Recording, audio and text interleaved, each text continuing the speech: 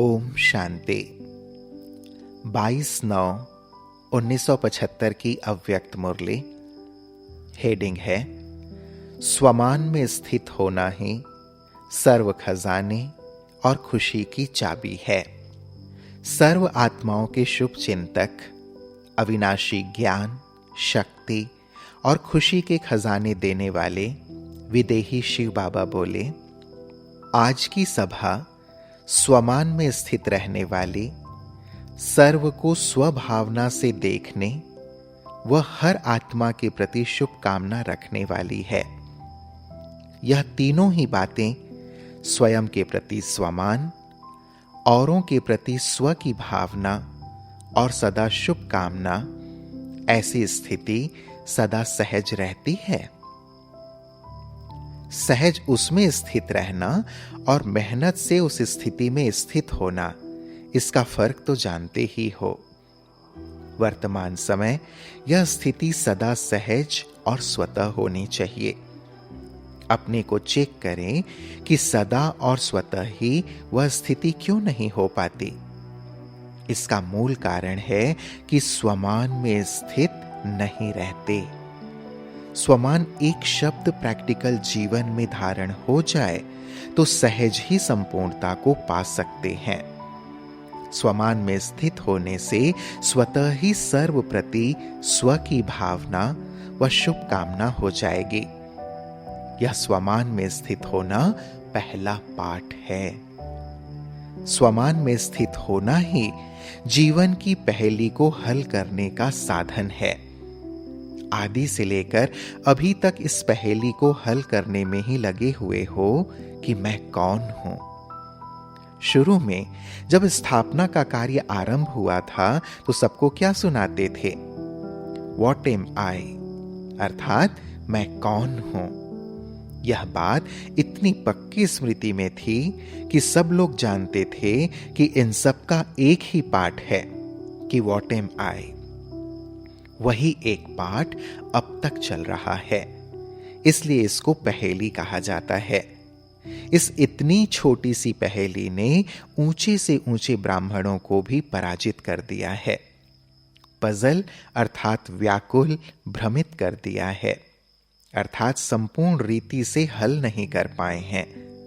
स्वमान के बजाय देह अभिमान व अन्य आत्माओं के प्रति अभिमान की दृष्टि हो जाती है तो क्या कहें? क्या यह पहेली हल कर ली है अथवा अभी तक भी हल कर ही रहे हैं? मैं कौन हूं? इस एक शब्द के उत्तर में सारा ज्ञान समाया हुआ है।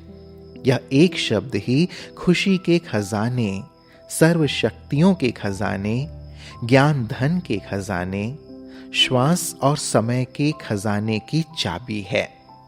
चाबी तो मिल गई है ना?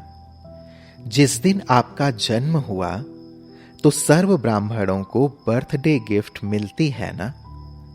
तो बर्थडे की गिफ्ट जो बाप ने दी है उसको सदा यूज करते रहो, तो सर्व खजानों से संपन्न सदा के लिए बन सकते हो। ऐसे सर्व खजानों से संपन्न आत्मा के दिल के खुशी की उमंगों में हर समय कौन सा आवाज निकलता है? मुख का आवाज नहीं, लेकिन दिल का आवाज क्या निकलता है? जो शुरू में ब्रह्मा बाप के दिल का आवाज था, कौन सा? वाह रे मैं। जैसे औरों की वाह वाह की जाती है ना, वैसे वाह रे मैं, यह स्वमान के शब्द हैं, न कि देह अभिमान के। तो मैं कौन हूं की चाबी को या तो लगाना नहीं आता या फिर रखना नहीं आता, इसलिए समय पर याद नहीं आता।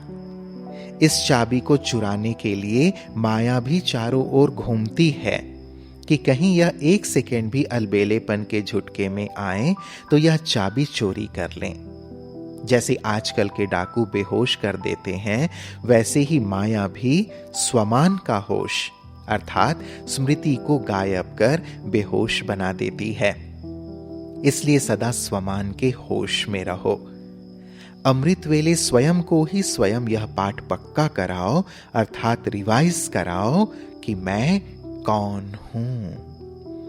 अमृत वेले से ही इस चाबी को अपने कार्य में लगाओ और अनेक प्रकार के खजाने जो सुनाए हैं उनको बार बार देखो कि क्या क्या खजाना मिला है और समय प्रमाण इन सब खजानों को अपने जीवन में यूज करो।